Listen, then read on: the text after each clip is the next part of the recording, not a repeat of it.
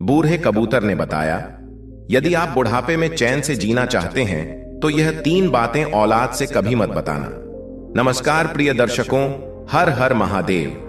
बुढ़ापा जीवन का वह पड़ाव होता है जहां हर इंसान शांति, सम्मान और प्रेम की कामना करता है, लेकिन कई बार जीवन के कुछ सच अगर समय रहते संभाल कर रखे जाए तो बुढ़ापा अधिक सुकून भरा हो सकता है।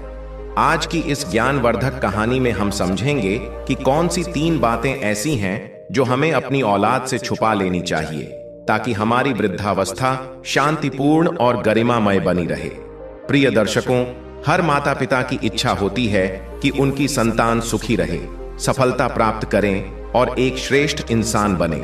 माता पिता अपने बच्चों के लिए इस संसार के सबसे बड़े संरक्षक और आदर्श होते हैं, लेकिन क्या आप जानते हैं कि आपके द्वारा कहे गए प्रत्येक शब्द और किया गया प्रत्येक कर्म उनके मन और आत्मा पर गहरी छाप छोड़ता है। कई बार अनजाने में हम ऐसी गलतियां कर बैठते हैं जो बच्चों की मासूमियत और आत्मविश्वास को धीरे धीरे क्षीण कर देती है।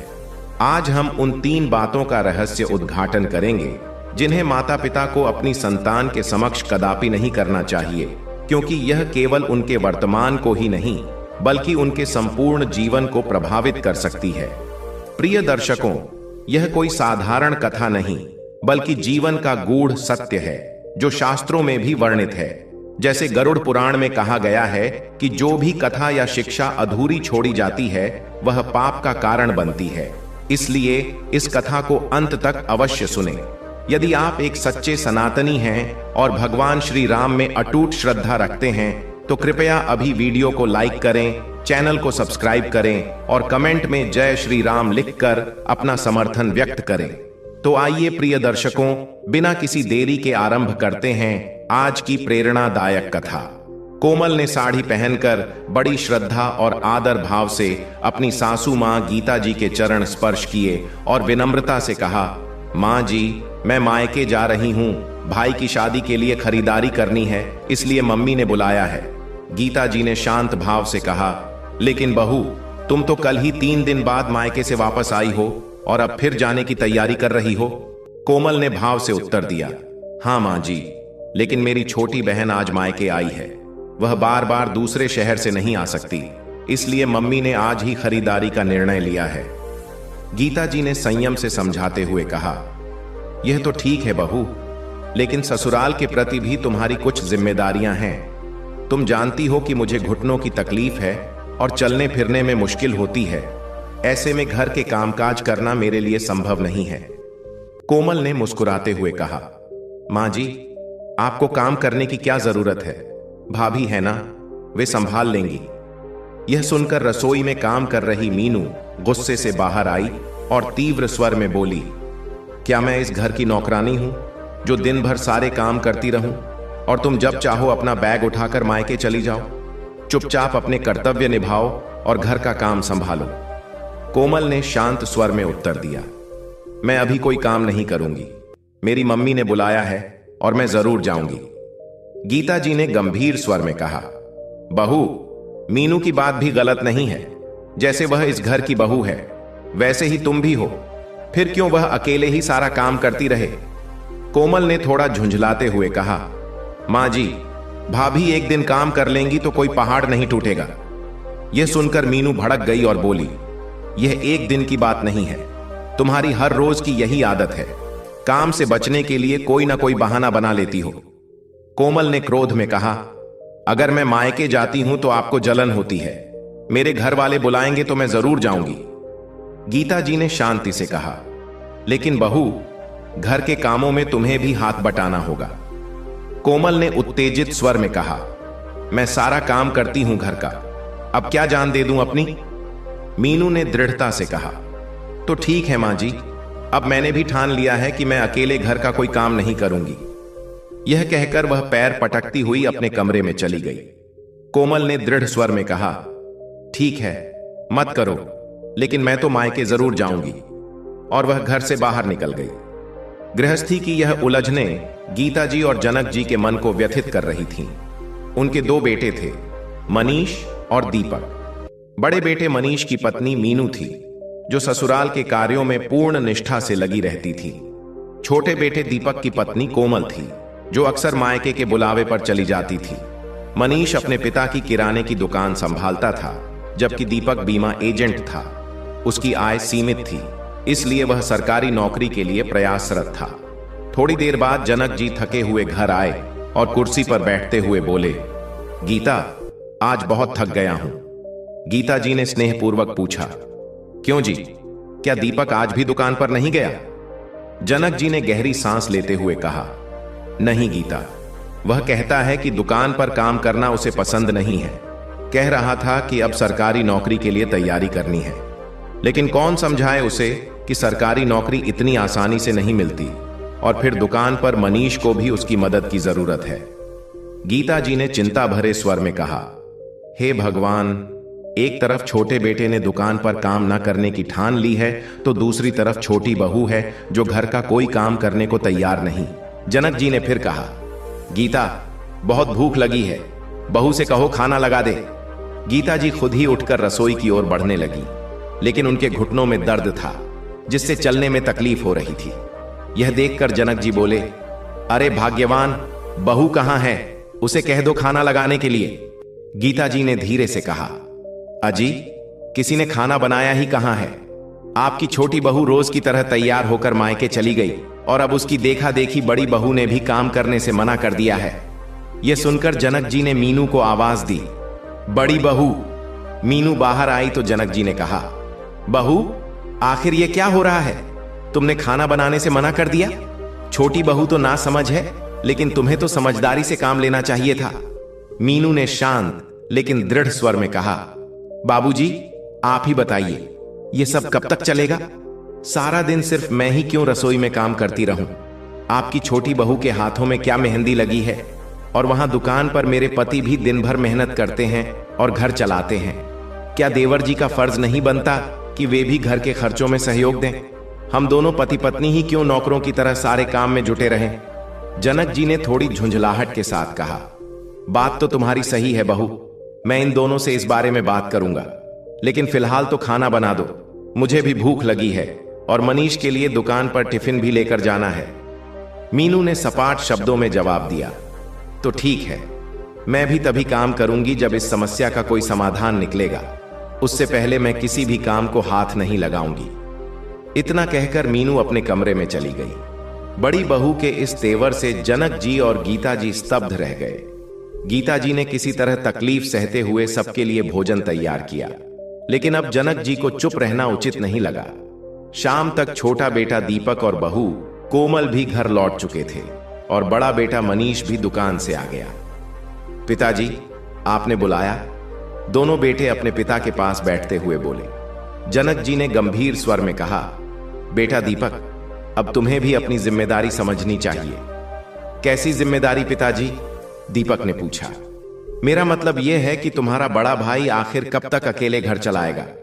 मैं सोच रहा हूं कि अब बंटवारा कर देना ही उचित होगा, ताकि रोज रोज के झगड़े खत्म हो जाएं।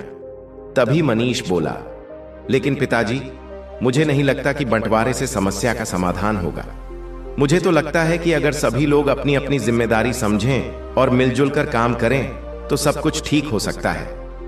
पास बैठी गीता जी ने गहरी सांस लेते हुए कहा, अरे बेटा, अगर सब अपनी जिम्मेदारी समझते तो कोई परेशानी ही नहीं होती, लेकिन इस घर में तो हर कोई अपनी मर्जी का मालिक है।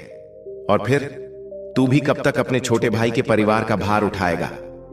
इतना सुनते ही पास खड़ी कोमल तपाक से बोली, क्यों मां जी, ऐसा क्या कर दिया इन्होंने हमारे लिए?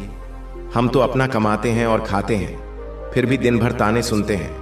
मैं तो कहती हूं कि घर का बंटवारा कर ही दो, कम से कम रोज रोज के कलह से तो छुटकारा मिलेगा। यह सुनकर मीनू गुस्से से बोली, हाँ हाँ, मुझे सब पता है। तुम तो इसलिए बंटवारे के लिए हो कि माँ बाबूजी की जिम्मेदारी ना उठानी पड़े और उनका सारा भार मैं अकेले उठाऊं। लेकिन अब मैंने भी तय कर लिया है कि मैं उनका कोई काम नहीं करूंगी। बहुत कर लिया मैंने। कोमल भी झट से बोली, मैंने भी ठेका नहीं ले रखा है इन लोगों का। इतना कहते ही देवरानी और जेठानी में बहस छिड़ गई। तभी मनीष ने गुस्से से चिल्लाते हुए कहा, मीनू, तुम्हारी हिम्मत कैसे हुई मेरे मां बाबूजी को बोझ कहने की? दीपक ने शांति से कहा, भाई, मां बाबूजी मेरे साथ रहेंगे, आखिर मेरा भी तो फर्ज बनता है उनकी सेवा करना। इतना कहकर वह अपने कमरे में चला गया। उसके पीछे पीछे पैर पटकती हुई कोमल आई और गुस्से से बोली, सुन लीजिए, मैं आपके मां बाबूजी को अपने साथ हरगिज नहीं रखूंगी। दीपक ने दृढ़ स्वर में जवाब दिया, देखो कोमल, वे मेरे माता पिता हैं जिन्होंने मुझे जन्म दिया है। बुढ़ापे में मैं उन्हें ऐसे कैसे छोड़ दूं? कोमल ताव में आकर बोली, वह सब मुझे नहीं पता, मैं सिर्फ तुम्हारे साथ रह सकती हूं। बाकी इस घर में कौन रहे कौन जाए मुझे इससे कोई मतलब नहीं। दीपक ने गुस्से से कहा, कोमल, तुम अपनी हद पार कर रही हो। अब इस बारे में कोई और बहस नहीं होगी, मेरी बात तुम्हें माननी होगी। कोमल भी तनकर बोली, मैं भी साफ कह चुकी हूं कि मैं तुम्हारे मां बाप के साथ एक पल भी नहीं रहूंगी। इतना सुनते ही दीपक का गुस्सा फूट पड़ा और उसने कोमल के गाल पर झन्नाटेदार तमाचा जड़ दिया। कोमल गाल पर हाथ रखते हुए स्तब्ध रह गई। फिर उसने अपने पति की ओर आग उगलती नजरों से देखा और बोली, अपने मां बाप के लिए तुमने मुझ पर हाथ उठाया, यह तुमने अच्छा नहीं किया। अब मैं तुम्हें देख लूंगी। करीब 1 घंटे बाद कोमल अपने मायके पहुंच गई। आंगन में खड़ी कोमल रो रही थी। उसने रोते हुए आवाज लगाई, मां। कमरे से बाहर आते ही उसके माता पिता ने अपनी बेटी को इस हाल में देखकर पूछा, बेटी, तू इस वक्त यहां क्यों आई है? सब कुछ ठीक तो है? कोमल ने आंसू पोंछते हुए कहा, मां, यह आपने मेरा रिश्ता कैसे घर में कर दिया? उसके पिता ने चिंतित होकर पूछा, बेटी, हुआ क्या? बता तो सही। कोमल फूट फूट कर रोते हुए बोली, पिताजी, सारा दिन उस घर में काम करते करते मेरी हड्डियां घिस गईं। फिर भी मेरे ससुराल वाले मुझे ताने देने का कोई मौका नहीं छोड़ते। और अब मेरे पति कहते हैं कि अगर इस घर में रहना है तो सास ससुर की सेवा करनी पड़ेगी। इतना सुनकर उसकी मां आहत होकर बोली, क्या मेरी बेटी को उन्होंने घर की नौकरानी बना दिया? कोमल रोते हुए बोली, अब आप ही बताइए, मैं दिन भर घर का काम करूं या सास ससुर के पैर दबाऊं? जब मैंने काम करने से मना किया तो आपके दामाद ने मुझ पर हाथ उठाया और मुझे घर से बाहर धकेल दिया। यह सुनते ही उसके माता पिता का चेहरा गुस्से से लाल हो गया। पिता ने गुस्से में कहा, उनकी इतनी हिम्मत कैसे हुई? मां ने धीरे से कहा, बेटी, उनकी हिम्मत तो तुमने ही बढ़ाई है। तुमने हमेशा उनके जुल्म सहन किए और कभी भी उनके सामने ऊंची आवाज में बात तक नहीं की। कोमल ने भर्राए स्वर में कहा, लेकिन मां, अगर सहन नहीं करती तो क्या करती? मैं यही सोचती थी कि किसी तरह मेरा घर बस जाए। मां ने ठंडी सांस लेते हुए कहा, शादी से पहले लोग कहते थे कि बहू को बेटी की तरह रखेंगे और अब वही लोग मारपीट पर उतर आए। लेकिन बेटी, तू चिंता मत कर, बहुत दुख और संताप सह लिया तूने। अब तू अपने मां बाप के घर है, उन लोगों को अब हम देख लेंगे। उधर जब कोमल के घर छोड़कर जाने की बात परिवार के बाकी लोगों को पता चली तो सभी चिंतित हो गए।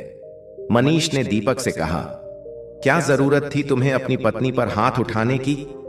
दीपक ने गुस्से को दबाते हुए उत्तर दिया, भाई, और मैं क्या करता? उसने साफ कह दिया कि वह मेरे मां बाबूजी के साथ हरगिज नहीं रहेगी। उसकी बदतमीजियां मैं अब तक बर्दाश्त करता आया हूं, लेकिन जब उसने मां बाबूजी के बारे में ऐसी बातें कहीं तो मैं सहन नहीं कर सका। जनक जी ने सिर पकड़ते हुए कहा, यह तुमने अच्छा नहीं किया बेटा। अब जाओ और कोमल को मनाकर वापस ले आओ। दीपक ने दृढ़ स्वर में कहा, नहीं बाबूजी, मैं उसे मनाने हरगिज नहीं जाऊंगा। वह आए या ना आए, मुझे कोई फर्क नहीं पड़ता। इतना कहकर दीपक वहां से चला गया। पर जनक जी अपने बेटे का घर उजड़ते हुए नहीं देख सकते थे, इसीलिए उन्होंने स्वयं कोमल को मनाने जाने का निर्णय लिया। अगले दिन जब जनक जी कोमल के मायके पहुंचे तो उन्हें देखकर कोमल के पिता का चेहरा गुस्से से लाल हो गया। जनक जी ने हाथ जोड़कर अपने बेटे के व्यवहार के लिए क्षमा मांगी। कोमल के पिता गुस्से में बोले, पहले तो हमारी बेटी पर इतने जुल्म किए और अब माफी मांगने चले आए। आपने सोच भी कैसे लिया कि हम अपनी बेटी को उस नर्क में वापस भेज देंगे? जिस मुंह से आए हैं उसी से वापस चले जाइए। जनक जी ने संयमित होकर कहा, ऐसा मत कीजिए संधि जी, जात बिरादरी में हमारी क्या इज्जत रह जाएगी? कोमल की मां कटाक्ष करते हुए बोली, इस बारे में तब सोचना चाहिए था जब आपके बेटे ने हमारी बेटी पर हाथ उठाया था। जनक जी ने कहा, बहन जी, कोमल ने यह तो बता दिया कि दीपक ने उस पर हाथ उठाया, लेकिन यह नहीं बताया कि आखिर उसने ऐसा क्यों किया। कसूर आपकी बेटी का भी कम नहीं था। यह सुनकर कोमल आंसू बहाते हुए बोली, देख लीजिए पिताजी, इतना सब कुछ होने के बाद भी ये लोग मुझे ही गलत ठहरा रहे हैं। पहले इन्होंने मेरे साथ मारपीट की और अब अगर बस चलेगा तो मुझे जान से मारने में भी पीछे नहीं हटेंगे। कोमल के पिता गुस्से से बोले, देखिए भाई साहब, अब हम कुछ नहीं सुनना चाहते। आप यहां से चुपचाप चले जाइए। अब आपसे कोर्ट में ही मुलाकात होगी। जनक जी ने हाथ जोड़ते हुए कहा, भाई साहब, एक बार फिर सोच लीजिए। बेटी की गलतियों को अनदेखा करके इतना बड़ा फैसला लेना उचित नहीं है। आपके एक फैसले से 2 घर उजड़ सकते हैं और बस भी सकते हैं। कोमल की मां ने सख्त स्वर में कहा, आप अपनी चिंता कीजिए, हमारी बेटी का घर तो हम फिर से बसा लेंगे, और हां, हमारी बेटी के साथ जो हुआ है उसका बदला हम अवश्य लेंगे। अब यहां से चले जाइए। जनक जी निराश होकर घर लौट आए। गीता जी ने पूछा, क्या हुआ जी, बहू को अपने साथ नहीं लाए? जनक जी ने सिर झुकाते हुए कहा, नहीं गीता, उन्होंने साफ मना कर दिया। मैंने तो हाथ जोड़कर क्षमा भी मांगी, लेकिन ना तो कोमल वापस आने को तैयार है और ना ही उसके मां बाप उसे भेजने को। अब तो वे कोर्ट में केस करने की बात कर रहे हैं। गीता जी ने गहरी सांस लेते हुए दीपक की ओर देखा और कहा, बेटा, अब तुझे ही उसे मना कर लाना होगा। दीपक ने ठंडे स्वर में उत्तर दिया, मां, इतनी चिंता मत कीजिए। कोमल को मायके में ही रहने दीजिए। जो मेरे मां बाबूजी को अपना नहीं सकती, मुझे ऐसी पत्नी की आवश्यकता नहीं। और जहां तक केस की बात है, उन्हें जो करना है करने दीजिए। गीता जी ने गंभीर स्वर में कहा, बेटा, इसी तरह के अहंकार से घर उजड़ जाते हैं। बात को सुलझाने में ही समझदारी है। दीपक ने अनमने ढंग से उत्तर दिया, मां, बात तो अब बढ़ चुकी है, अब जो होगा देखा जाएगा। इतना कहकर वह वहां से उठकर चला गया। पीछे खड़ी मीनू यह सारी बातें सुन रही थी। अभी एक दिन ही बीता था कि दोपहर को जब मनीष दुकान से घर खाने आया तो उसने अपनी मां को कपड़े धोते देखा और हैरान रह गया। वह समझ गया कि क्या चल रहा है। तेजी से अपने कमरे में गया और ऊंची आवाज में बोला, मीनू, यह सब क्या हो रहा है? मीनू ने नजर उठाई और बोली, आखिर मैंने ऐसा क्या कर दिया? मनीष ने गंभीरता से कहा, अब मां बाबूजी के 2 जोड़ी कपड़े धोने का छोटा सा काम भी तुम्हें भारी लगने लगा? मीनू चिढ़कर बोली, अच्छा, तो क्या मैं अकेले ही सारा घर संभालती रहूं? तुम्हें लगता है कि यह छोटा काम है, लेकिन दिन भर घर में कितना काम होता है तुम्हें कुछ पता भी है? और वह महारानी तो ठाठ से मायके में जाकर बैठ गई है। मैं अकेली क्यों घर के काम में पिसती रहूं? मनीष ने गुस्से से कहा, मीनू, ये तुम बिल्कुल ठीक नहीं कर रही हो। मीनू चिल्लाते हुए बोली, मुझे क्या करना है और क्या नहीं, यह मैं जानती हूं। अब से मैं सिर्फ अपना ही काम करूंगी, ना किसी और के लिए खाना बनाऊंगी और ना ही घर का बाकी काम करूंगी। इतना कहकर वह पैर पटकते हुए रसोई में चली गई। उधर कोमल के मायके में उसके पिता उसके पास आए और बोले, बेटी, दीपक का कोई फोन आया क्या? कोमल ने ठंडी सांस भरते हुए कहा, नहीं पिताजी, वह क्यों करेंगे? मुसीबत की असली जड़ तो वही है। उसके पिता ने गंभीरता से कहा, कोई बात नहीं बेटी, तू चिंता मत कर। अभी अभी वकील से मिलकर आ रहा हूं। मैंने तेरे ससुराल वालों पर दहेज का केस डाल दिया है। कोमल चौंक कर बोली, लेकिन पिताजी, दहेज की तो कोई बात ही नहीं हुई थी। पिता ने शांत स्वर में कहा, हमें पता है बेटी कि हमने झूठा आरोप लगाया है, लेकिन वकील का कहना है कि अपना केस मजबूत बनाने के लिए यह सब करना आवश्यक है। अब देखना कैसे वे तेरे पैरों में गिरकर तुझसे क्षमा मांगेंगे। यह सुनकर कोमल की मां बोली, बिल्कुल सही किया। उन्हें भी तो पता चले कि किसी की बेटी को सताने का अंजाम क्या होता है। अब जेल में चक्की पीसें, तब अक्ल ठिकाने आएगी। फिर उन्होंने कोमल से कहा, बेटी, अब तुम आराम करो, चिंता करने की कोई आवश्यकता नहीं। इतना कहकर उसके पिता कमरे से बाहर चले गए।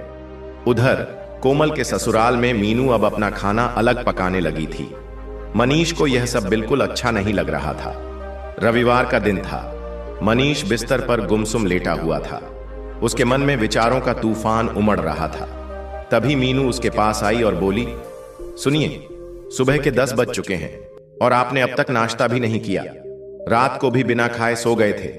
मैं नाश्ता लाती हूं, उठकर खा लीजिए। मनीष ने गहरी सांस लेते हुए कहा, खाना मैं तभी खाऊंगा जब मेरे साथ तुम माँ और बाबूजी का भी खाना लगाओगी। वे मंदिर से लौटते ही होंगे, तुम उनका नाश्ता भी बना दो। मीनू गुस्से से बोली, अच्छा तो अभी तक उसी बात को पकड़े बैठे हैं? लेकिन मेरी भी जिद है कि अब मैं उनका खाना नहीं बनाऊंगी। मनीष ने ठंडे स्वर में कहा, तो ठीक है, फिर मैं भी खाना नहीं खाऊंगा।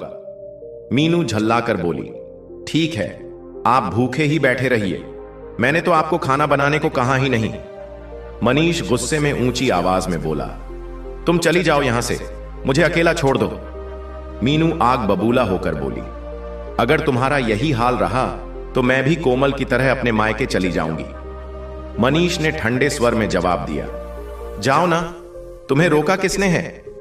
मीनू तुनक कर बोली, अच्छा तुम्हें मेरी जरूरत ही नहीं है?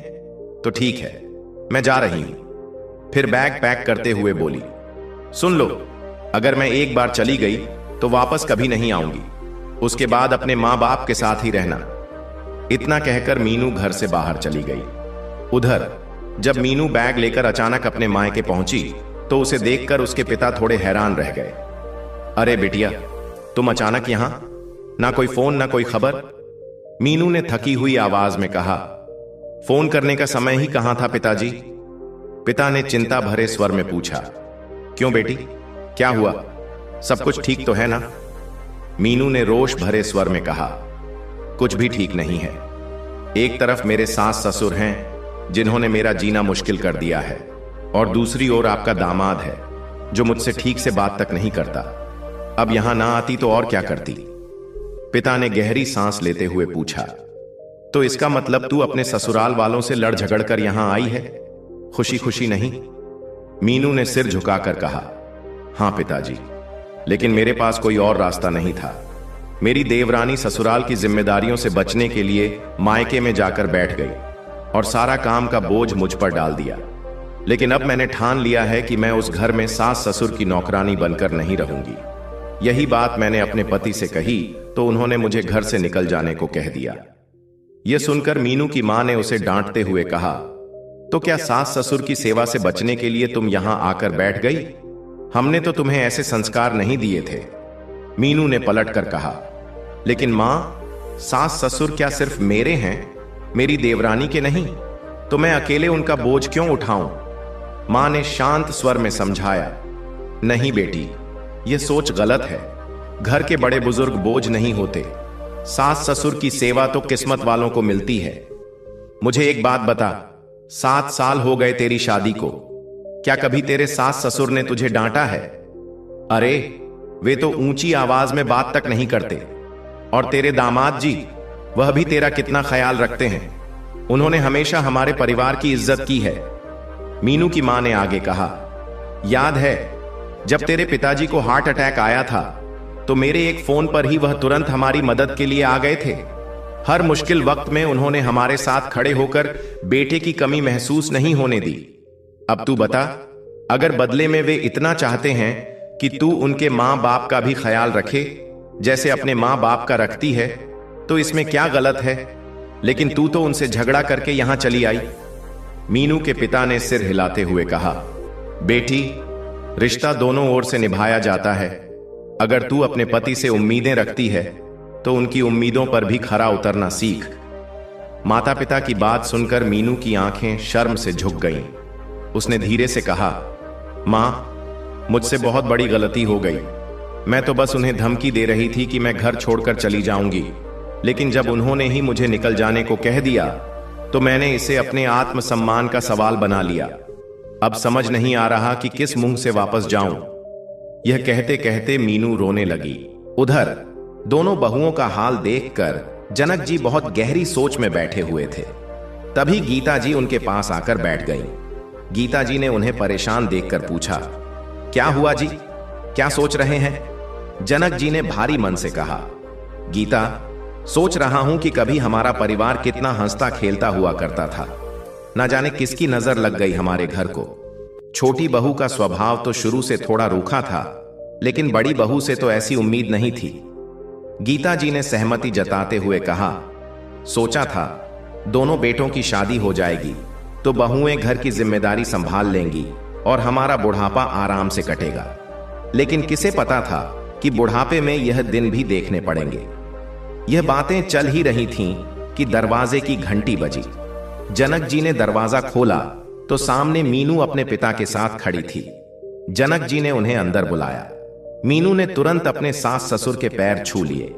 मीनू के पिता ने कहा, आपकी बेटी की तरफ से मैं आपसे माफी मांगता हूं। जैसे ही हमें पता चला कि यह ससुराल में झगड़ा करके मायके आई है, मैं इसे उल्टे पांव वापस ले आया।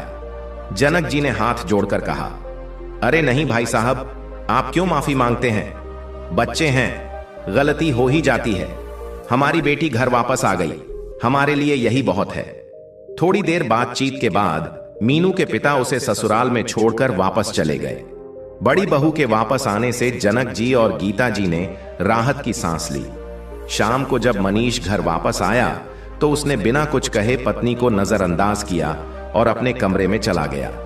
मीनू उसके पास जाकर बोली, सुनिए, मुझे अपनी गलती का एहसास हो गया है। मेरी माँ पिताजी ने मुझे सब समझा दिया है। मैं वादा करती हूं कि आगे से माँ बाबूजी की सेवा में कोई कमी नहीं आने दूंगी। मैं उन्हें अपने माता पिता की तरह ही मानूंगी और उनकी पूरी सेवा करूंगी। मनीष ने गहरी सांस लेते हुए कहा, मीनू, क्या हमारा प्यार इतना कमजोर था कि छोटी सी मुसीबत आने पर तुम अपना बैग उठाकर मायके चली गई? मीनू रोते हुए बोली, सच कहूं तो मैं घर छोड़कर जाना नहीं चाहती थी। मनीष मुस्कुराते हुए बोला, ठीक है मीनू, और उसने उसे गले से लगा लिया। पुलिस अधिकारी ने कहा, लेकिन आपकी बहू ने आपके पति और सास ससुर पर मारपीट कर घर से बाहर निकालने का आरोप लगाया है। जनक जी ने गुस्से और दुख से भरकर कहा, नहीं इंस्पेक्टर साहब, यह बिल्कुल झूठ है। हमने तो उसे उंगली तक नहीं लगाई। पति पत्नी में थोड़ी बहस हो गई थी, जिससे वह नाराज होकर मायके चली गई। मैं तो उसे मनाने भी गया था, उनके आगे हाथ भी जोड़े थे, लेकिन उन्होंने हमारी बात नहीं मानी। पुलिस अधिकारी ने गंभीर स्वर में कहा, देखिए, बेहतर होगा कि आप लोग आपस में समझौता कर लें। अगर मामला कोर्ट में गया तो पूरा परिवार मुश्किल में फंस जाएगा। आपके पास 24 घंटे का समय है। या तो मामला सुलझा लें और कल थाने में हाजिरी लगाएं, नहीं तो हम आकर आपको ले जाएंगे। इंस्पेक्टर की बातें सुनकर जनक जी और गीता जी का दिल दहल गया। ठीक है इंस्पेक्टर साहब, मैं उनसे बात करने की कोशिश करूंगा, जनक जी ने हाथ जोड़ते हुए कहा और गुमसुम से आंगन में रखी चारपाई पर बैठ गए। शाम को जब उनके दोनों बेटे घर लौटे तो जनक जी ने उन्हें पूरी बात बताई। दहेज के झूठे आरोप सुनकर दीपक गुस्से से भर गया और बोला, उनकी हिम्मत कैसे हुई हम पर इतना घटिया इल्जाम लगाने की? मनीष ने शांत स्वर में समझाया, दीपक, गुस्से से कोई हल नहीं निकलेगा। आराम से फोन करके बात करो, समस्या का हल जरूर निकलेगा। दीपक ने अपनी पत्नी कोमल को फोन लगाया, लेकिन उसके पिता ने फोन उठा लिया। पिताजी, छोटी सी बात पर आपने हमारे खिलाफ पुलिस में शिकायत दर्ज करवा दी। उसके पिता सख्त स्वर में बोले, बेटा, तुमने हमारी बेटी पर हाथ उठाया, क्या यह छोटी सी बात थी? पिताजी, गुस्से में मुझसे गलती हो गई, लेकिन आपने तो मेरे मां बाबूजी पर भी दहेज लेने का झूठा आरोप लगा दिया। उनका तो कोई कसूर नहीं था। कोमल के पिता बोले, देखो दीपक, मैं तुमसे कोई बात नहीं करना चाहता। अब हमारी मुलाकात कोर्ट में ही होगी। दीपक गुस्से से बोला, ठीक है, फिर मामला कोर्ट में जाने दो। झूठे आरोपों के बल पर कोई केस नहीं जीत सकता। इतना कहकर दीपक ने फोन काट दिया और सिर पकड़कर बैठ गया। मनीष ने उसे समझाते हुए कहा, चिंता मत करो, मैं एक अच्छे वकील को जानता हूं, सब ठीक हो जाएगा। कुछ देर बाद मनीष वकील से मिलने चला गया। कोर्ट की कार्रवाई शुरू हो गई। घर के सभी लोग हर पल इसी चिंता में रहते कि आखिर इसका नतीजा क्या होगा। धीरे धीरे कई महीने बीत गए। एक शाम जब मनीष और जनक जी कोर्ट से घर लौटे तो मीनू ने पानी देते हुए पूछा, क्या कहा वकील ने, कब तक चलेगा यह केस? मनीष मुस्कुराते हुए बोला, भगवान ने हमारी सुन ली, हम केस जीत गए हैं। यह सुनकर घर के सभी लोगों के चेहरे खुशी से खिल उठे। गीता जी ने राहत की सांस लेते हुए कहा, भगवान के घर में देर है, अंधेर नहीं। दीपक भी मुस्कुराते हुए बोला, अरे मां, एक नहीं, दो खुशखबरी हैं, मुझे सरकारी नौकरी भी मिल गई है। यह सुनकर माता पिता की खुशी का ठिकाना न रहा। घर में तो जैसे उत्सव सा माहौल बन गया। कुछ दिन बाद गीता जी ने अपने पति से कहा, मुझे लगता है कि अब हमें दीपक के लिए कोई अच्छा सा रिश्ता देख लेना चाहिए। जनक जी हैरानी से बोले, अरे ये तुम कैसी बातें कर रही हो गीता? गीता जी ने समझाते हुए कहा, देखिए जी, उन्होंने तो तलाक के कागज भी भेज दिए हैं। जब तलाक ही होना है तो फिर रिश्ता देखने में क्या हर्ज है? जनक जी बोले, ठीक है, लेकिन कोई भी फैसला लेने से पहले एक बार दीपक से बात कर लो। उधर केस हार जाने के बाद कोमल के मायके में मातम सा छा गया। इस दौरान उसके भाई की शादी भी हो चुकी थी और अब वह अपनी ही नजरों में भी टूटने लगी थी। चिंता में डूबे उसके पिता ने पत्नी से कहा, अरे भाग्यवान, इन वकीलों के चक्कर में तो हमारा बड़ा नुकसान हो गया। उधर उन लोगों के तो भाग्य खुल गए, अब तो दीपक को सरकारी नौकरी भी मिल गई है। यह सुनकर कोमल की मां हैरान रह गई। हम तो सोच रहे थे कि उन्हें जेल की हवा खिलाएंगे और यहां तो सब कुछ उल्टा हो गया। उसी समय कोमल वहां आकर बैठ गई। उसकी मां बोली, खैर, जो होना था सो हो गया। अब कोमल के लिए कोई और रिश्ता देखना होगा। समय रहते इसका हाथ पीला कर देते हैं। यह सुनकर कोमल झुंझलाकर बोली, क्या जरूरत है कहीं रिश्ता देखने की? अगर वे लोग भी ऐसे ही निकले तो मैं दोबारा शादी नहीं करूंगी। उसके पिता गंभीर स्वर में बोले, बेटी, तुमने अपने हाथों से तलाक के कागजों पर दस्तखत किए हैं। अब तुम्हें कितने दिन घर बिठाकर रखेंगे? शादी तो करनी ही होगी, नहीं तो आस पड़ोस और रिश्तेदार बातें बनाने लगेंगे। कोमल गुस्से से बोली, अच्छा पिताजी, अब आपको रिश्तेदारों की फिक्र हो रही है?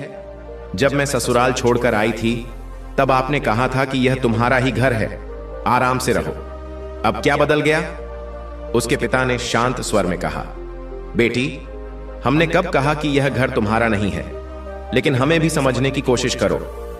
कोमल की मां ने समझाते हुए कहा, बेटी, शादी तो तुम्हें करनी ही होगी, इसके अलावा कोई रास्ता नहीं है। कोमल ने नजरें झुकाकर हिचकिचाते हुए कहा, एक रास्ता है मां, आप लोग जाकर मेरे ससुराल वालों से बात कर लो और माफी मांग लो। यह सुनकर उसके पिता गुस्से से बोले, अच्छा, जब वे तुम्हें लेने आए थे तो तुमने जाने से मना कर दिया था। तुम्हारे ससुर ने हमारे सामने हाथ जोड़ दिए थे, लेकिन हमने तुम्हारी बातों में आकर उन्हें बेइज्जत करके भगा दिया, और अब तुम कहती हो कि मैं जाकर उनसे माफी मांगू? कोमल ने रुंधे स्वर में कहा, पिताजी, जो गलती हो गई सो हो गई, लेकिन अपनी बेटी के लिए आप उनसे माफी तो मांग सकते हैं ना? इस पर उसकी मां बोली, बात तो सही है, अगर हमारे झुक जाने से हमारी बेटी का घर बस सकता है तो इससे अच्छी बात और क्या होगी। अगले दिन कोमल और उसके माता पिता जनक जी के घर पहुंचे। कोमल ने सास ससुर के पैर पकड़ लिए और रोते हुए माफी मांगने लगी। जनक जी ने हल्की मुस्कान के साथ व्यंग्य करते हुए कहा, लेकिन बेटी, तुम्हारी क्या गलती है? गलती तो हमारी थी, जो तुम्हारे साथ मारपीट करते थे, दहेज मांगते थे और तुम्हें घर से निकाल दिया था, है ना? जनक जी ने व्यंग्यात्मक स्वर में कहा, क्यों भाई साहब, यही सब बताया था ना आपने पुलिस को? कोमल के पिता शर्मिंदा होकर बोले, नहीं संधि जी, ऐसी बातें कहकर हमें और शर्मिंदा मत कीजिए, हमसे बहुत बड़ी गलती हुई है। जनक जी ने गहरी सांस ली और कहा, भगवान जो करता है अच्छे के लिए ही करता है। यह कथा एक गहरे आध्यात्मिक संदेश को समेटे हुए है, जो परिवार, क्षमा और सही मार्गदर्शन के महत्व को दर्शाती है। गीता जी ने हाथ जोड़ते हुए कहा, देखिए भाई साहब, आपकी वजह से हमने ना जाने कितनी परेशानियां झेली हैं, कितनी ही रातें जागते हुए बिताई हैं। कोर्ट के केस के कारण हमें बेइज्जती सहनी पड़ी, और अब जब हमें खबर मिली कि हमारे बेटे को सरकारी नौकरी मिल गई है, तब आप हमसे माफी मांगने चले आए। तभी दीपक घर के अंदर आया और कोमल को देखकर क्रोध से भर गया। ऊंची आवाज में बोला, हमारे साथ इतना कुछ करने के बाद तुम्हारी हिम्मत भी कैसे हुई यहां आने की? यह सुनकर कोमल के पिता हाथ जोड़ते हुए बोले, बेटा, मैं जानता हूं कि तुम्हारा गुस्सा जायज है, लेकिन यदि हो सके तो हमें माफ कर दो। जनक जी ने गहरी सांस लेते हुए कहा, भाई साहब, आपकी बेटी ने जो कुछ भी किया वह नादानी में किया, लेकिन आप दोनों ने उसका साथ देकर उसकी बसी बसाई गृहस्थी उजाड़ दी। माता पिता को बच्चों की गलतियों पर उन्हें समझाना चाहिए, न कि उनका साथ देकर और बड़ी गलतियां करने के लिए प्रेरित करना चाहिए। अब हमारे रिश्ते में ऐसी गांठ पड़ चुकी है जिसे खोलना संभव नहीं। हमने दीपक का रिश्ता कहीं और तय कर दिया है, इसलिए बेहतर होगा कि आप हमें माफ करें और यहां से चले जाएं। यह सुनते ही कोमल रोते हुए उनके चरणों में गिर पड़ी और गिड़गिड़ाते हुए बोली, पिताजी, मुझे एक आखिरी मौका दे दीजिए, मुझे माफ कर दीजिए, मैं फिर कभी कोई शिकायत का अवसर नहीं दूंगी। दीपक ने ठंडे स्वर में कहा, तलाक के कागज तो तुमने ही भेजे थे ना, अब यहां क्या लेने आई हो? अभी के अभी यहां से निकल जाओ, नहीं तो अच्छा नहीं होगा। कोमल के पिता हाथ जोड़ते हुए बोले, ठीक है बेटा, गलती की है तो उसका भुगतान भी हमें ही करना होगा, हम चलते हैं। जैसे ही वे जाने लगे, जनक जी ने कहा, रुक जाइए। फिर गीता जी की ओर देखते हुए बोले, गीता, दीपक के रिश्ते के लिए हमने अभी सिर्फ हां ही कही है। यदि हम उन्हें मना कर देंगे तो बस थोड़ी बहुत बदनामी होगी, लेकिन यदि बहू की गलतियों के लिए उसे माफ ना करके इस रिश्ते को हमेशा के लिए तोड़ देंगे तो हमसे बड़ा पाप हो जाएगा। गीता जी ने सहमति जताई और कहा, आप सही कह रहे हैं, लेकिन क्या दीपक इसके लिए तैयार होगा? सभी की नजरें दीपक पर टिक गईं। कुछ पलों का मौन सबको बेचैन कर रहा था। फिर दीपक ने कोमल की ओर देखा और कहा, कोमल, सच कहूं तो मैं कभी तुमसे अलग नहीं होना चाहता था, लेकिन जो तुमने मेरे माता पिता के साथ किया उसे मैं सहन नहीं कर सका। मुझे खुशी है कि तुम्हें अपनी गलती का एहसास हुआ। गलती तो मुझसे भी हुई थी, जो गुस्से में आकर तुम पर हाथ उठा दिया, लेकिन अब मेरी जिंदगी में वापस आ जाओ, मुझे तुम्हारी जरूरत है। इतना कहते ही घर का माहौल खुशी से भर गया। दोनों परिवारों ने अपनी गलतियों को समय रहते सुधार लिया। यह कथा हमें यह सीख देती है कि बिना सोचे समझे छोटे छोटे विवादों को बड़ा बनाकर ऐसा कोई कदम नहीं उठाना चाहिए जिससे जीवन भर पछताना पड़े। अब आगे हम यह जानेंगे कि माता पिता को कौन से 3 कार्य अपनी संतानों के सामने नहीं करने चाहिए ताकि उनके भविष्य पर नकारात्मक प्रभाव ना पड़े। प्रकाश और नीतू की शादी को अभी 1 महीना भी नहीं हुआ था कि नीतू की सास ने अपने रंग ढंग दिखाने शुरू कर दिए। क्योंकि प्रकाश की मां स्वयं एक कठिन सांस के अधीन रही थी, इसलिए अब वह अपनी बहू पर वही अधिकार जताने लगी। सुबह होते ही नीतू को चैन की सांस नहीं लेने दी जाती थी। एक दिन तड़के 4 बजे उसकी सास उसकी नींद तोड़ने आ गई और दरवाजे पर दस्तक देने लगी। नीतू समझ गई कि उसकी नींद फिर पूरी नहीं हो पाएगी। वह चिढ़ी हुई थी और सोच रही थी कि आज उसकी सास क्या नया करने वाली है। दरवाजे पर खड़ी सास ने आवाज लगाई, बहू उठ जाओ, आज बहुत काम है, जल्दी उठो महारानी। फिर बड़बड़ाने लगी, देखो महारानी, अब तक सो रही हैं। एक मैं थी, जब मेरी सास होती थी तो मजाल थी कि उनकी नींद खुलने से पहले उठ ना जाऊं, और ये बहू मैं जागी हुई हूं ये जानकर भी सो रही है। हद है, पता नहीं जब मैं ना रहूंगी तो ये घर कैसे चलेगा। फिर अपनी बात को और बढ़ाते हुए बोली, बहू झाड़ू पोंछा, बर्तन, कपड़े, खाना बनाना, सब काम करना है। और हां, मेरी कुछ सहेलियां भी आ जाने वाली हैं। वे कह रही थीं कि पड़ोस में शिव चर्चा हो रही है, वहां सभी इकट्ठा होंगी। वे सभी कह रही थीं कि तुम्हारे हाथ का खाना बहुत टेस्टी होता है, इसलिए जल्दी से बना लेना। सास की बातें सुनकर नीतू मन ही मन सोचने लगी, जैसे पहली बार काम कर रही हूं। मेरी सास को सताने का कोई ना कोई बहाना चाहिए, लेकिन उनकी अपनी बेटी को देखो, महारानी की तरह सो रही होगी, मजाल है कि उसे कुछ कहे। नीतू को याद आया कि उसकी सास को यह सिखाने वाली खुद पड़ोस वाली चाची थी, जिन्होंने अपनी बहू को तंग करने की तरकीबें बताई थीं। लेकिन नीतू के मायके में उसकी भाभियां उसके ननद रूप को झेल चुकी थीं। वहां उसने देखा था कि उसकी मां भी सास के रूप में भाभियों पर अपना रौब जमाती थी। अब जब वही अनुभव खुद पर हो रहा था तो नीतू ने सोचा, मुझे भी अपनी सास को संभालना आता है। फिर उसने प्रकाश से बात कर घर के हिस्से करवाने का विचार किया। वह सोचने लगी, प्रकाश इतना कमाता है कि हम दोनों का गुजारा आराम से हो सकता है। प्रकाश 3 भाइयों और 1 बहन में सबसे बड़ा था और शादीशुदा भी। उसकी शादी इस उद्देश्य से करवाई गई थी कि घर में बहू आकर काम संभाले। अब उसकी मां अपनी बेटी की शादी करवाने की सोच रही थी और फिर उसके छोटे भाइयों की। इस कथा के माध्यम से हमें यह सीख मिलती है कि माता पिता को संतानों के सामने 3 चीजें नहीं करनी चाहिए। पहला, अपने कटु अनुभवों के आधार पर संतानों को वैसा ही व्यवहार करने के लिए प्रेरित करना। दूसरा, सिर्फ बहुओं को जिम्मेदार ठहराना, जबकि बेटियों को हर गलती के बावजूद विशेष अधिकार देना। तीसरा, संतानों के बीच भेदभाव करना और परिवार में मतभेद को बढ़ावा देना। अगर माता पिता इन गलतियों से बचें तो उनका परिवार सुख शांति से भरा रहेगा और रिश्तों में प्रेम बना रहेगा। यह कथा पारिवारिक संबंधों, अहंकार, माफी और पुनर्मिलन की एक मार्मिक झलक प्रस्तुत करती है। जब खेतों में कोई जरूरी काम होता तो दोनों भाइयों को छुट्टी लेनी पड़ती। घर में सब कुछ ठीक ठाक चल रहा था, लेकिन कहते हैं ना, जब तक छेड़ा ना जाए तब तक सब शांत रहता है। लेकिन प्रकाश की मां ने नीतू को छेड़ने का कोई मौका नहीं छोड़ा। आज शिव चर्चा से लौटते ही सास ने नीतू पर बरसना शुरू कर दिया। बहू, तुम्हारे मां बाप ने तुम्हें क्या सिखाया है? मेरी सारी सहेलियां तेरी बुराई कर रही थीं। तूने तो मेरी नाक कटवा दी। आज के बाद तू खेतों में भी काम करेगी। हाथ पैरों में छाले पड़ेंगे, तब तुझे पता चलेगा कि दाल चावल का भाव क्या होता है। यह सुनकर नीतू का धैर्य जवाब दे गया। उसने कहा, मां जी, मेरे मायके में तो मैं रानी की तरह रहती थी, खाना तक नहीं बनाती थी। अब तक मैं आपकी इज्जत करती आई हूं, लेकिन आज आपने मेरा मुंह खुलवा ही दिया। खेतों में काम करना तो दूर की बात है, मैंने अपने मायके में कभी खेत पर कदम भी नहीं रखा, और यहां पर खाना बना रही हूं तो क्या यह कम है? बताइए, कौन सा ऐसा घर का काम है जो मैं नहीं करती? मैं घर का हर काम करती हूं, खाना बनाती हूं, फिर भी आपको मुझसे शिकायत रहती है। अगर आपको मेरा काम पसंद नहीं है तो आप खुद ही खाना बनाइए और घर के काम संभालिए।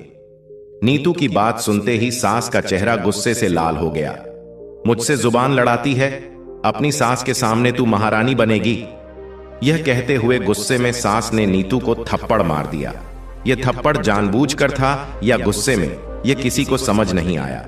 उस समय घर में नीतू की ननद और दोनों देवर भी मौजूद थे। थप्पड़ की आवाज सुनकर मोहल्ले की कुछ औरतें भी घर में इकट्ठा हो गईं। सब यह देखकर दंग रह गईं। नीतू को गहरी बेइज्जती महसूस हुई। वह रोते हुए अपने कमरे में चली गई और दरवाजा जोर से पटक कर बंद कर लिया। उसने मन ही मन सोच लिया कि अब यह दरवाजा शायद प्रकाश के आने के बाद ही खुलेगा। प्रकाश के छोटे भाई जो घर पर थे, पूरे मामले पर चर्चा करने लगे कि जब प्रकाश और पिताजी आएंगे तो उन्हें क्या क्या बताना है। वे बैठकर विचार कर रहे थे।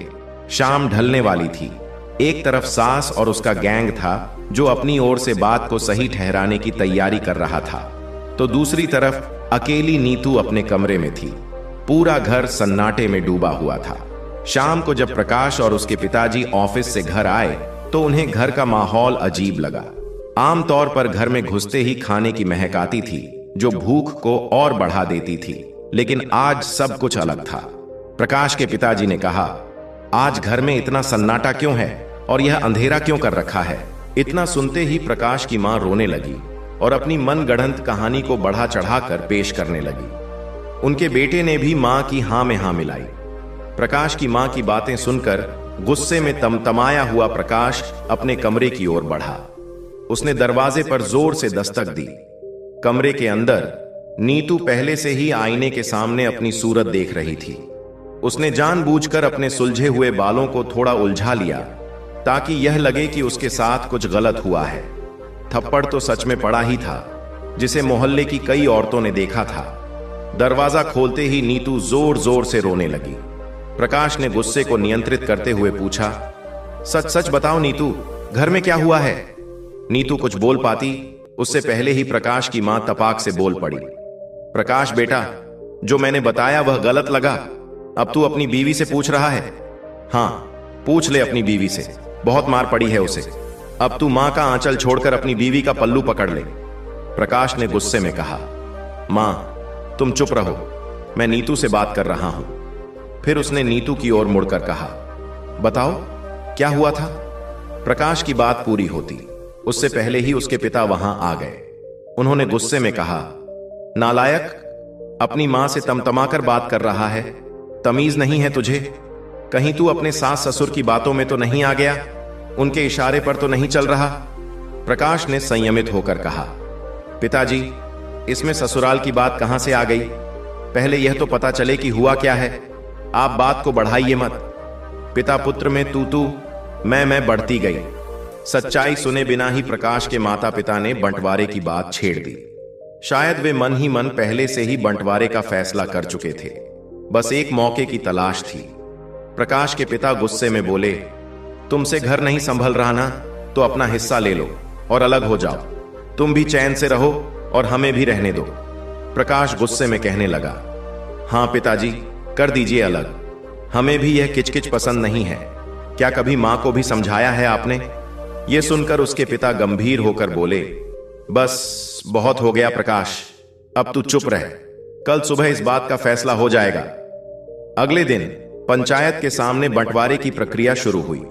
खेतीबाड़ी और घर की जमीन का बंटवारा तय हुआ। फैसला हुआ कि 20 धुर जमीन तीनों भाइयों में बांटी जाएगी। जो भाई मां बाप की देखभाल करेगा उसे अतिरिक्त जमीन मिलेगी। घर का सामान भी तीनों भाइयों में बांट दिया गया। परिवार में अब शांति थी, लेकिन मोहल्ले में चर्चाएं चल रही थीं। नीतू और उसकी सास को अपनी अपनी गलती का एहसास हुआ। दोनों के मन में माफी मांगने का ख्याल आया, लेकिन अहम बीच में आ गया। एक दिन प्रकाश की मां ने देखा कि प्रकाश और नीतू अस्पताल जा रहे हैं। उनकी चिंता बढ़ गई। उन्होंने खुद को रोक नहीं पाया और पूछा, प्रकाश बेटा, क्या हुआ? बहू को अस्पताल क्यों ले गए थे? सब ठीक तो है ना? प्रकाश ने हल्के से मुस्कुराते हुए जवाब दिया, मां, वह मां बनने वाली है। यह सुनते ही प्रकाश की मां की खुशी का ठिकाना नहीं रहा। सारी बातें भूलकर वह नीतू के पास पहुंच गई। प्रकाश ने इशारे से नीतू को समझा दिया कि सब ठीक से बात करना। अब प्रकाश की मां पूरी तरह से नीतू की देखभाल में लग गई। इधर नीतू की ननद की शादी भी तय हो गई थी। संयोग ऐसा बना कि एक तरफ उसकी ननद की विदाई हो रही थी और दूसरी तरफ नीतू ने एक बेटे को जन्म दिया। घर में खुशियों की बाढ़ आ गई। परिवार फिर से एक हो गया। लेकिन अब सब पहले से समझदार हो चुके थे। समय, परिस्थिति और जीवन के अनुभवों ने उन्हें यह सिखा दिया था कि रिश्तों में अहंकार नहीं, बल्कि प्रेम और समझदारी होनी चाहिए। उनके माथे पर पसीना छलकने लगा और वे मन ही मन बड़बड़ाने लगे। प्रकाश के पिताजी लगातार बोले जा रहे थे। विपिन ने झल्ला कर कहा, पिताजी, आपने किससे पूछकर मेरी शादी तय कर दी? मुझे शादी नहीं करनी है। अगर आप शादी तय करने जा रहे थे तो कम से कम हमसे पूछ तो लिया होता। आखिर शादी मुझे करनी है, आपको नहीं। अनिल भी तुरंत बोल पड़ा, विपिन भैया बिल्कुल सही कह रहे हैं। मैं कोई बलि का बकरा हूं क्या जो किसी से भी शादी कर लूं? पिताजी, आपने बिना पूछे मेरी भी शादी तय कर दी। क्या सोचते हैं आप, मैं भी किसी नीतू भाभी की तरह किसी को नौकरानी बनाकर ले आऊंगा? नहीं पिताजी, मैं जिससे चाहता हूं उसी से शादी करूंगा। पिताजी गंभीर स्वर में बोले, बेटा, यह तुम क्या कह रहे हो? मेरी तो नाक कट जाएगी। मैं वचन देकर आया हूं। अनिल गुस्से में बोला, नाक कट जाए तो कट जाए, लेकिन मुझसे पूछे बिना शादी तय करने की हिम्मत भी कैसे की आपने? पिताजी ने ठंडी सांस भरी और कहा, मुझे लगा कि मेरा बेटा मेरी बात नहीं टालेगा, इसलिए बिना पूछे ही तुम्हारी शादी तय कर दी। खैर, अगर तुम शादी नहीं करना चाहते तो मत करो। लड़की वालों से लेन देन का कोई बहाना बना देंगे। बस कल घर पर रहना। लेकिन पिताजी के लाख समझाने के बावजूद सुबह अनिल और विपिन दोनों ऑफिस के लिए निकल गए। मजबूरन पिताजी को लड़की वालों से यह बहाना बनाना पड़ा कि दोनों बेटे काम से शहर गए हैं और 2-3 दिन में आकर जवाब देंगे। आखिरकार लड़की वाले बिना कोई फैसला किए लौट गए। इधर प्रकाश के माता पिता चिंता में डूबे हुए थे। मां ने सोचा, मेरे बच्चे इतने नालायक कैसे हो गए? किस संगति में पड़कर इनकी मति भ्रष्ट हो गई है? शाम को प्रकाश नीतू से कहकर चला गया, जब अनिल और विपिन घर आ जाएं तो तुम भी घर आ जाना। नीतू घर पर ही रही। देर रात विपिन एक लड़की का हाथ थामे हुए घर में दाखिल हुआ। यह देखकर मां बाप के होश उड़ गए। मां तो बेहोश होकर गिर पड़ी। नीतू दौड़कर पानी छिड़कने लगी और मां को संभालते हुए बोली, मां जी, खुद को संभालिए। मां आंसुओं से भरी आंखों से बोली, कैसे संभालूं बहू? मेरा कलेजा फट गया है। मेरी बनी बनाई इज्जत लुट गई। नीतू ने कहा। मां जी, आप अगर ऐसा कहेंगी तो बाबूजी को कौन संभालेगा? पिताजी छाती पर हाथ रखकर लेटे हुए थे। तभी नीतू ने प्रकाश को आवाज दी। प्रकाश, जल्दी आओ, बाबूजी और मां की हालत देखो। प्रकाश भागा भागा आया। मां बाप की हालत देखकर उसकी आंखों में आंसू आ गए। गुस्से में उसने विपिन को डांटना शुरू कर दिया। विपिन तमतमाते हुए बोला, भैया, आप इस परिवार का हिस्सा नहीं हो। आपको पहले ही इस परिवार से अलग कर दिया गया है, तो आप चुप ही रहो तो बेहतर होगा। विपिन ने आगे कहा, मां और पिताजी को मेरी शादी की इतनी जल्दी थी कि बिना मेरी मर्जी के शादी तय कर दी। उन्होंने कोई ऐसी लड़की चुनी जिसे मैं जानता भी नहीं, तो मैंने अपनी पसंद की लड़की से शादी कर ली। इसमें गलत क्या किया मैंने? आप बताइए, क्या मेरी गलती है? अगर आप लोग इज्जत से मेरी पत्नी को घर में जगह देंगे तो ठीक है, नहीं तो मैं ये घर छोड़कर हमेशा के लिए चला जाऊंगा। इतना कहकर विपिन अपने कमरे में चला गया और दरवाजा बंद कर लिया। थोड़ी देर बाद अनिल घर आया और मां को रोते देख बोला, मां, इतना रोना धोना क्यों कर रही हो? मां ने कहा, तेरा छोटा भाई लड़की भगाकर शादी कर लाया है। अनिल शांत स्वर में बोला, हां मां, मैं जानता हूं, लड़की के घर वाले राजी नहीं थे और बेचारा क्या करता? आप ही बताओ, क्या उसे मरने देता? कल ही विपिन ने बताया था कि उसकी शादी के लिए लड़की वाले घर आने वाले हैं। यह सुनकर वह लड़की इतना रोई कि उसने जहर खाकर मरने की धमकी दे दी। मां गहरी सांस भरते हुए बोली, अच्छा, यह सब हुआ है तो बाबूजी की जल्दबाजी की वजह से ही हुआ है। क्यों बाबूजी को इतनी जल्दी थी तुम दोनों भाइयों की शादी करवाने की? अब देखो, यह सब हो रहा है। अनिल ने तुरंत कहा, मां, आप सही कह रही हैं, बाबूजी की जल्दबाजी का ही नतीजा है यह। हमें भी कोई और उपाय नहीं सूझा। सोचा था कि अगर मां और पिताजी को सब कुछ बता देंगे तो आप लोग मानने वाले नहीं थे, इसलिए हमने यह कदम उठाया। पिताजी गुस्से में बोले, वाह बेटा, क्या सोच है तुम दोनों की? एक गलती करता है और दूसरा उसकी गलती पर पर्दा डालता है। अनिल, कहीं तुम भी वही तो नहीं करके आए हो जो विपिन ने किया है? अनिल ने सहजता से जवाब दिया, अगर कर भी लिया है तो क्या बाबूजी, इसमें क्या गलत किया मैंने? पिताजी गुस्से में बोले, अच्छा, यह तुम्हारी सोच है? अनिल ने शांत स्वर में कहा, बाबूजी, मैंने भी कोर्ट में शादी कर ली है, शादी का सर्टिफिकेट बनवा लिया है। अब जो भी होगा कोर्ट में होगा, लेकिन मैं इतना जरूर कहूंगा कि मैं समाज में आपका सिर झुकने नहीं दूंगा।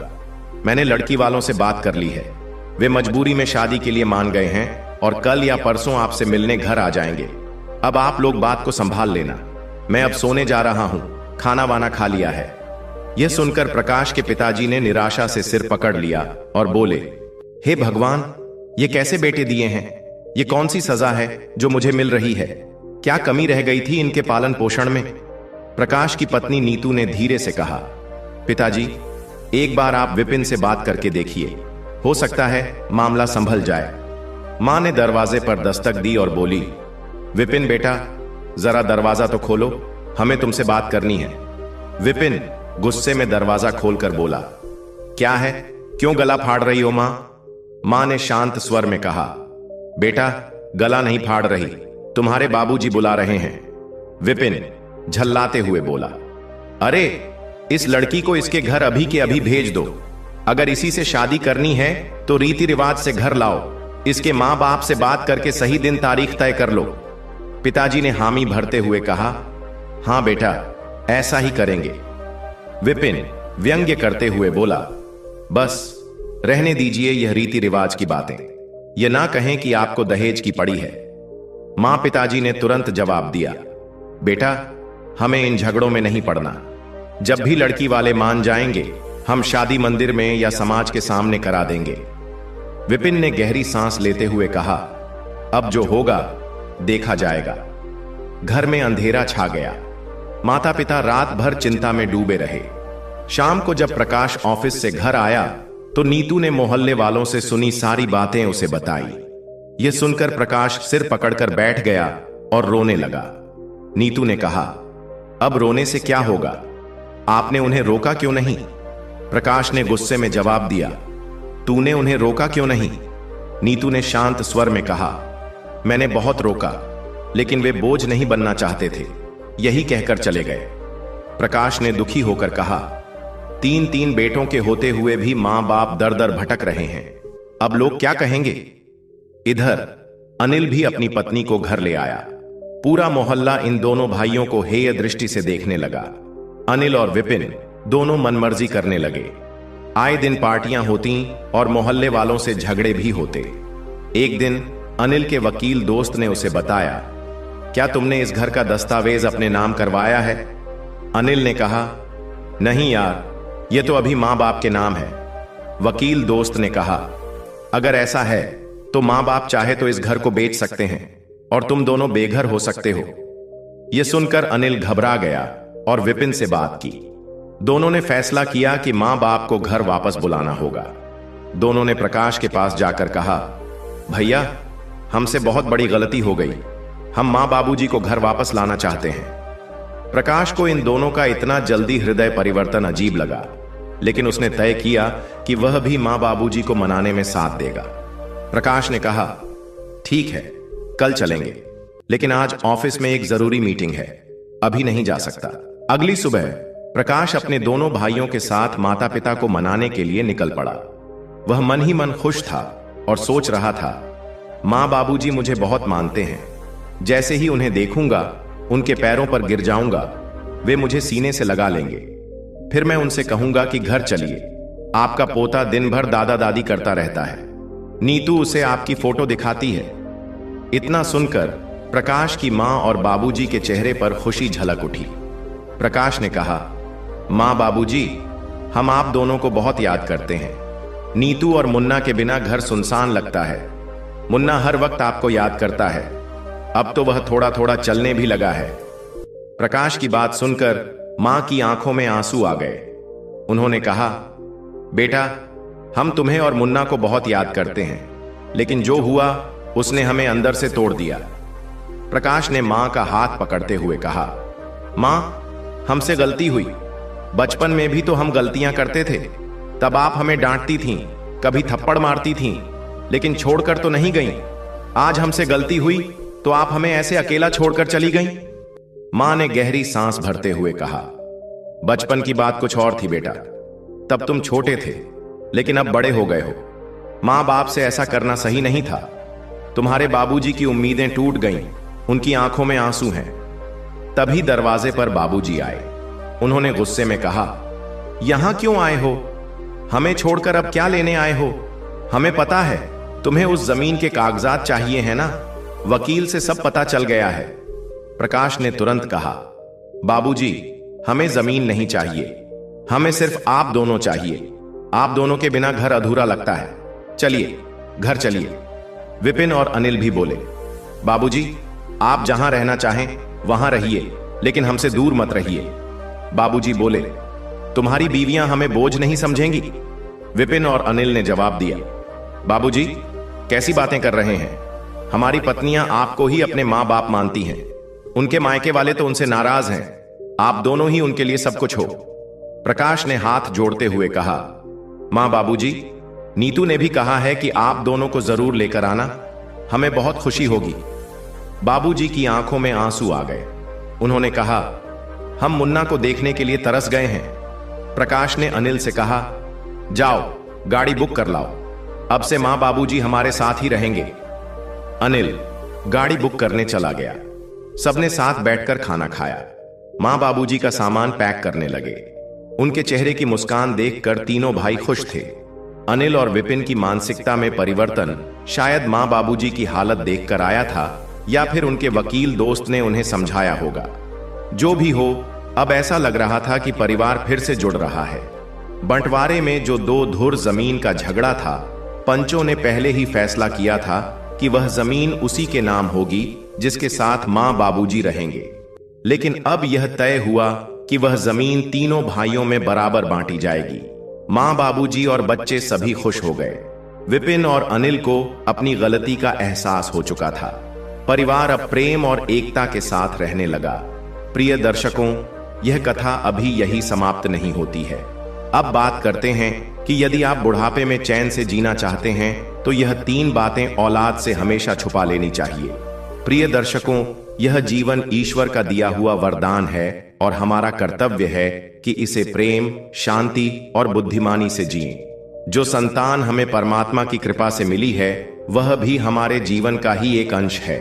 लेकिन कुछ बातें ऐसी होती हैं जो अगर हम अपने बच्चों के सामने न करें तो हमारा जीवन अधिक सुखमय और संतुलित हो सकता है। पहली बात, अपनी पूरी संपत्ति का हिसाब मत दो।